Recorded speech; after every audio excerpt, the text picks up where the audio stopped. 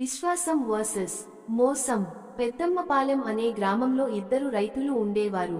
ఒకరు విశ్వాసంతో తన పొలాన్ని సాగు చేసుకునే రామయ్య, మరొకడు సత్కూతులు వెతికే సుబ్బయ్య. రామయ్య చిన్ననాటి నుంచి కష్టానికి విలువిచ్చినవాడు. అతను ప్రతిరోజు ఉదయమే లేచి తన పొలం పనులు చేసేవాడు. జాగ్రత్తగా సాగు చేసేవాడు. భూమిని పచ్చగా ఉంచేలా శ్రమించేవాడు.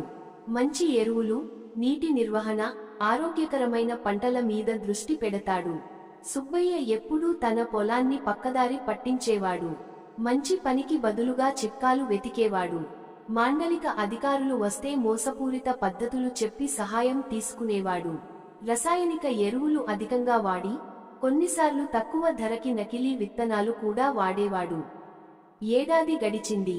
రామయ్య పొలంలో పచ్చదనం, ఆరోగ్యమైన పంటలు కనిపించేవి.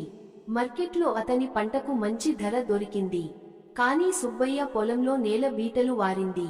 అతను వేసిన రసాయనాలు భూమిని కలుషితం చేశాయి. మోసం చేసిన వాళ్లు చివరికి అతనినే మోసం చేశారు. గ్రామంలోని అందరూ రామయ్యను చూసి గౌరవించారు.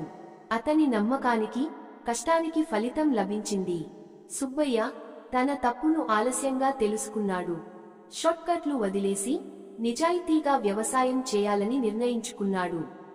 పాఠం: నిజాయితీ, కష్టపడే తత్వం ఎప్పటికీ విజయం తేవచ్చు. మోసపు మార్గాలు తాత్కాలికంగా లాభం కలిగించినా చివరికి నష్టమే మిగిల్చతాయి.